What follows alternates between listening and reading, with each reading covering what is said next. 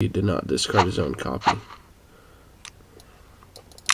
We're going to draw with Courier's Capsule, and then go to our turn. Nothing that exciting. We have basically perfect mana to make a castle token and crack Courier's Capsule, so that's exactly what we're going to do. So end of turn, we go 4, 5, sacrifice this, make a token, and sacrifice Courier's Capsule to draw 2 cards. And then go to our turn. Attack with our Gargoyle.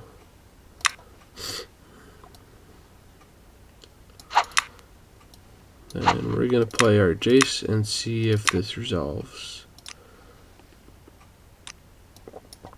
We're going to go up to 5 here so that he does not lightning bolt this. And we fortunately drew an Ajani as well, so we're also going to cast that. See if this resolves.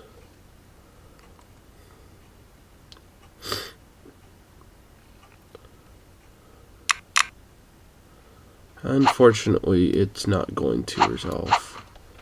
So then we're going to end our turn.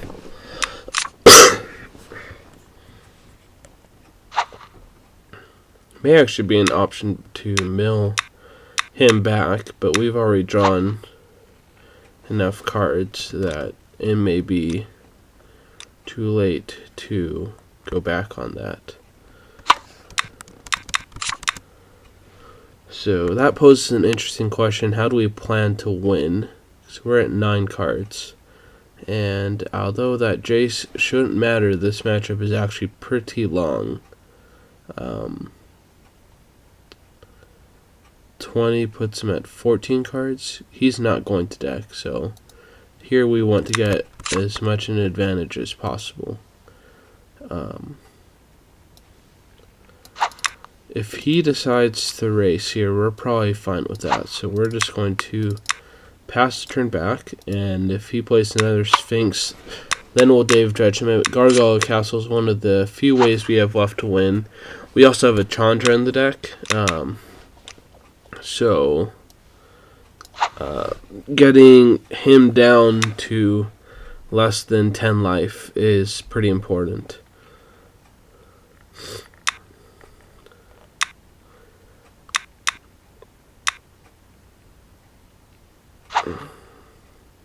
Banter, which happily plays right into our Day of Judgment.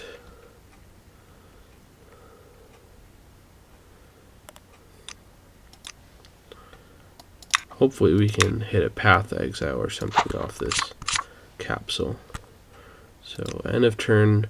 Even though we could cast Day of Judgment for both his creatures, we want to start getting a damage with our stuff. So we're going to head and attack him. Hopefully he doesn't have Path, because now he's in range.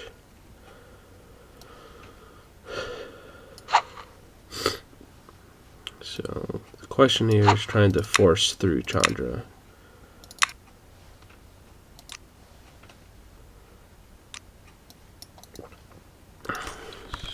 Set that on 2, draw a card. So we're on 4 cards. If we cast Chandra next turn, that gives us the maximum chance to win. So we're down to 3 cards, and we can move Chandra up to 7, then 8, and then ultimate out on our last card.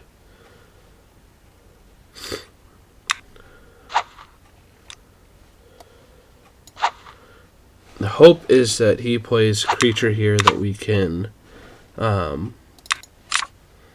force him to use a counter on, because unfortunately we're out of counters. If he chooses to race here, we're also fine. And he has another Baneslayer Angel, which means he's probably going to be attacking. Or, nope, he wisened up. And figured out that our plan is, his plan should be to just kill us. So here we're going to cast Day of Judgment, and then we are going to hope that he does not have a counterspell for this Chandra.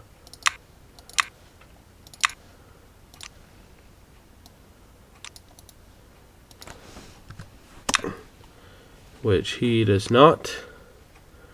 And we're going to, now that we know he does not have a counterspell, we're going to pass a turn. Because that Jace is not going to do us anything. Because we can draw that last card at will. And right now that last card doesn't really matter.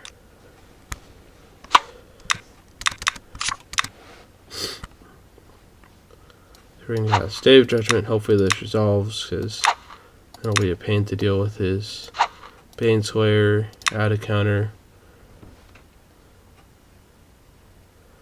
and then end the turn. So here he needs an answer for Chandra, or he's just going to die with me at 2 cards. And here we win the game, because he has no answer to it. Now we get to take out our dead removal. Our paths aren't going to do much. Goblin Assaults are pretty good against his deck. What else? Day of Judgments are okay. I'll probably be more tempted to have Essence Scatters, because they do not kill my own dudes if I have a board presence. And Chandra deals pretty well with Baneslayer anyway. The Lightning Bolts are probably not needed. So those are going to get taken out for Ruin Blasters. Trying to leave Days, Bolts, Paths, and Purges in my sideboard for this game too. And then we're